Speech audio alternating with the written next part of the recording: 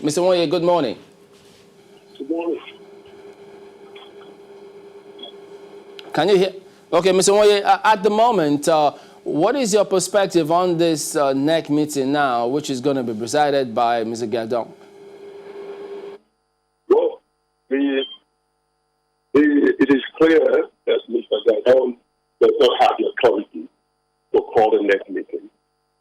He has done so despite the fact that he was acting alone.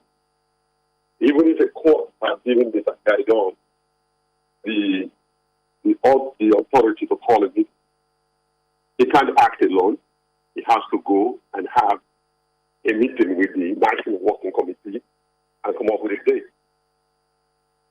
And he also has to comply with the Constitution of a minimum of 7 days notice. And he has to notify all members and not some members. As I speak to you, I have no notice of that particular meeting. I heard of the meeting from the newspaper, from the social media post, and then the newspaper this morning. So it is simply not done. It is unconstitutional. It's against all tenets of the Constitution of all progressive Congress. Well, it does appear as though something is equally brewing there. So from your perspective, that meeting, if it holds today, it will be illegal. It is absolutely an illegal meeting that he has called. And I can assure you that any decision taken in such meeting is subject to a lot and a lot of litigation, because it is done against the principle established, a clear black and white letter established in our Constitution. The statement that was put out yesterday by the president's spokesperson is that, well, the president has been availed of legal positions and advice on what the right thing is. And so that was the basis upon his decision to then back the Giadom team. And so if you then say that is illegal, where does the party go from here? Do you understand that? You have to understand and agree with me that the president is just a human being. And like all human beings, he's subject to misinformation in a circumstance like this. And those advising him are just lawyers. And lawyers in every legal circumstances, different lawyers have different views.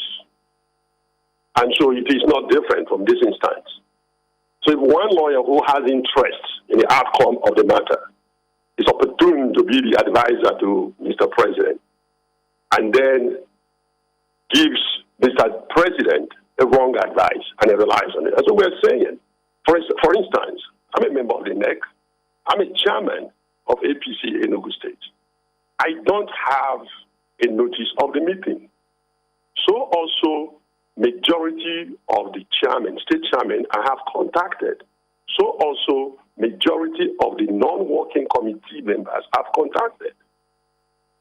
So the advisor, the person that rendered the legal advice to Mr. President, I am certain does not have this fact. Secondly, we have process and procedure. You don't give a 2 days notice under any circumstance under the Constitution of all Progressives Congress. The notice for emergency meeting is 7 days. For a regular meeting is 14 days. These thresholds have not been met. So we can't just rely on some advisor having advised Mr. President and Mr. President having to have relied on the advice, which could have been wrong advice. So a court document citing Mr. Giadom as the chairman or acting chairman does not translate into Mr. Giadom calling a meeting and giving a 2-day notice to people he wants to call and calling a meeting unilaterally. He is just one among equal. Let's take it that the court is right and they gave him a judgment saying you act. He's acting. he should have gone back to NWC, hold a meeting with the whole House, come up with a date, and set up an agenda. And remember, for every NEC meeting, the precursor to that NEC meeting is usually national caucus, where fathers of the party come together, former governors, former Senate President, Deputy Senate President. All that, leaders of the House of Reps, leaders of the House of the Senate, that didn't happen. That didn't happen. It's unheard of. And your points. It's recent history. I hope you can hear me. Are you saying that first, is it that the court judgment shouldn't be regarded, or that your grouse is, even if he's acting, you don't give a 2-day notice? So if he had given the 7-day notice, would it have been right for him to convene the NEC based on the court's decision? It's multiple things. I'm not quarreling with the court decision. What I'm quarreling with is the process. If the court has said, Giadom, you are now the acting chairman, then he needs to go back to the National Secretariat and he needs to sit down with the rest of the working committee. He is not a one-man trustee, and that's the way he's acting now. He needs to sit down. There are other 20 members of the National Working Committee. They are not bad from the court. He can go to them and sit down with them and come up with a schedule, an agenda. And he has to notify others. He has to notify all members according to law. And the law here is clear. If you want emergency meeting, it has to be 7 days. Okay. If you want a general meeting, normal regular general meeting, 14 days. And he has to notify all members and not some members. Okay, Mr. Nwoye, I take it that you agree that the court was right with its judgment? Absolutely not. I am not going into the right or wrong of it. You see, these matters, people rush into court. They've now made court a place to decide in all internal party matters. They have now thrown our constitution away. I heard you in this program talking about even the PDP constitution, provided you must go to the last resort. The gentleman who went to court in Jos is my friend. He's the chairman of Plateau State. Has he exhausted the right? Has he consulted others when he says that they have failed to call for meeting? The Constitution provides on how we as members can compel the National Working Committee to call a NEC meeting. He hasn't done that. But that is left for those in court to litigate that. But where we are now is that they have a good order that Giadom is a national, acting national chairman. But also, some other chairman in Rivers State has a good order that Honorable Giadom is suspended. That is no longer a member of National Working Committee. Good order from Rivers State saying that Honorable Giadom is no longer a member of National Working Committee. So we cannot choose to obey one order and disregard the other. So whoever that is advising Mr. President, have they given him all the facts? That in the court in Rivers State, there is allegation in the court paper that Honorable Giadom had resigned as a member of National Working Committee to contest for governorship position. You know, it's interesting. It's quite interesting that you cast a doubt or a shadow of doubt on the legal advice that the president got. But, you know, regarding the NEC meeting, just to follow up on that, in the letter that was put out, it was actually predicated on an earlier NEC meeting that was called for March the 17th. That's why it says reconvening of a NEC meeting. So if you're saying, I mean, enough days notice were not given, I mean, just 2 days, what if this is predicated on a previous one that enough notice was given for? It is not correct. That is a cop-out. The notice that was given by Giadom, it was also discovered he had no authority to do so. At that time, he was acting He was the acting national secretary. Based on a court decision. That was based on the court decision that was extended recently. You remember there was a previous ex parte order that was given for him to be the acting national chairman for a period. Now, this recent one was extending that previous one. So this NEC meeting also, isn't it just predicated on the previous one he called for when he got that first court order? It couldn't have been predicated on that. And remember that Comrade Oshomola went to court and stopped him. At that point, he had stopped acting. So that particular notice he gave, the 17th March notice, had expired. He must start afresh. You can't just, what is the rush? What is the rush? 7 days versus 2 days. It's what, 5 days differential. If there's no sinister motive, why do I not have a notice of this meeting? Considering the fact also that we have the COVID-19 preventing people from traveling. The previous one? Where in the country you can board airline. So wait, did you get notice for the previous one? No. The previous one, I had no notice of it. It was on the social media. It's the same thing. It was a social media notice. So these things ought not to be done that way. I'm a member of the NEC. The same applies to the majority of the chairman. You will find out today that majority of the chairman did not attend. You will find out today that majority of members of the NEC did not attend. The National Working Committee, you've heard their statement. So we can't operate on these levels, different levels of violation of our own internal processes.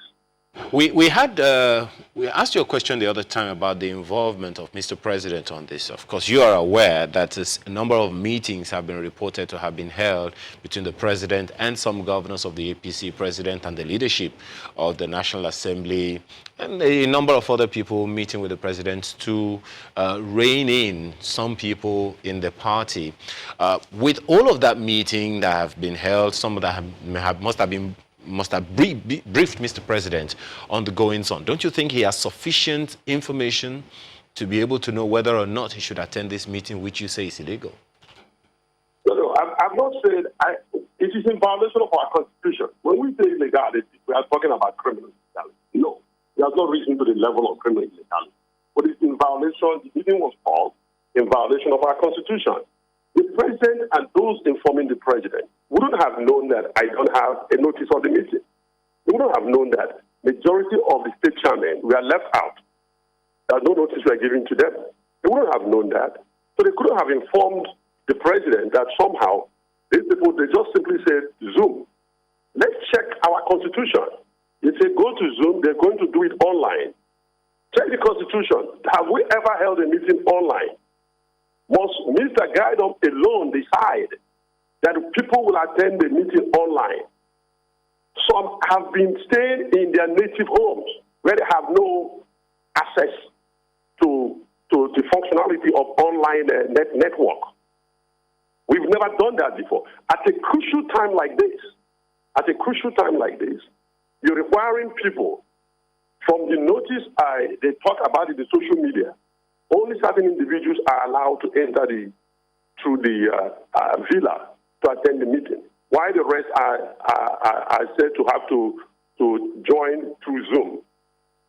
Do we have a process of meeting through Zoom? The answer is no. It's a new technology. We've not done that before. And in order to accept it as a means of having meeting, we have to have authority somewhere to decide that is a method of meeting. The March 17 notice, they were supposed to be in Abuja, okay? And now people have to stay in their different locations and join through the online network. And when it fails, decision is made, and then they will decide that, yeah, you joined. You were there when the meeting started. Therefore, you must have voted. But does your constitution not say that the mode of the meeting will be decided by the leadership? Sorry, by who? The leadership. No, I remember that at the time the constitution was written, of course, we know that we don't do online meetings. And it was never envisaged by the founding fathers of this party that meeting will be done online. The online thing is imposed by where we find ourselves. Okay, could you tell me if I'm reading the wrong document? Because Article 27, when it talks about venue of meetings, it says the venue for all meetings of the organs of the party at all levels shall be as approved by the leadership of the party or the organ at each level. Is that right? You are absolutely correct. But Mr. Giadom is not the organ of the party. That's what I said. It has to be approved. There has to be a meeting by a National Working Committee. If we want to go online, the National Working Committee has to approve it. They have to meet and say, this is the venue. The venue is Zoom or Skype or any other method. But one man cannot act unilaterally and choose who to come to the meeting and who not to come, and chose where the venue would be. And now they've chosen Aston Villa and exclude others. The only certain person will go to the villa, the others should join. So who made that decision? Just wondering, I mean, what should he have done? Because the NWC, I mean, the one led by Mr. Senator Jumabi, if they rejected him, what else could he have done in that circumstance concerning this meeting? No, you are assuming that they rejected him. You don't have the fact that they rejected him. He has a court order. If that court order is good, there's also another court order coming from Rivers State, which is also a good court order. They are both courts of coordinate jurisdiction. So if even for the blind man, as they say, after all, they have said several times that he is not the acting national chairman. Isn't that what the NWC led by Senator Jumabi was saying? Based on court order. That is correct. That is correct. So if he has been rejected, does that give him the right and the power to act unilaterally? He should go back to court and ask the court to compel them. Any court that gives you order to act has a power of compulsion. That's the way law works. What he's doing now is that he's taking the law onto his hands. There are processes he can file before the court and drive all the members of National Working Committee to the court in Jos and ask the court to compel them to show cause. Obviously, the NEC meeting is going ahead. I mean, the president said he will be attending, and so this will happen. So don't you think it might be wise for you maybe to attend that meeting and even put up your objections and ensure that this is factored in such that your party can move forward? No, I would have attended if I had been invited. I would attend any meeting I got invited to as a NEC member. But what I'm saying is that I wasn't invited. So I heard the council. To some degree, the council is right in what he's saying, that orders have to be obeyed. But not one order. We don't cherry-pick order. There is order coming from a coordinate court, a court of coordinate jurisdiction in Rivers State, that also says that Giadom is no longer a member of the National Working Committee. How does he treat that? You don't bypass it. You don't explain one area of the law and leave the order. But it appears that council had practically upturned that part and goes over to the next page, which is his interest is that we must submit a candidate. Of course, he doesn't know if candidate has been submitted. We have a national secretary, Waziri Bonami. Honorable Bonami is there, working hard for the party. When he talks about succession, our constitution envisages line of succession. We have 6 national vice chairmen, one from each zone. So we appreciate your thoughts this morning, but we need to wrap it up now. Thank you very much indeed, Mr. Benwoye, the chairman of APC, Enugu State, and the secretary of APC Chairman's Forum.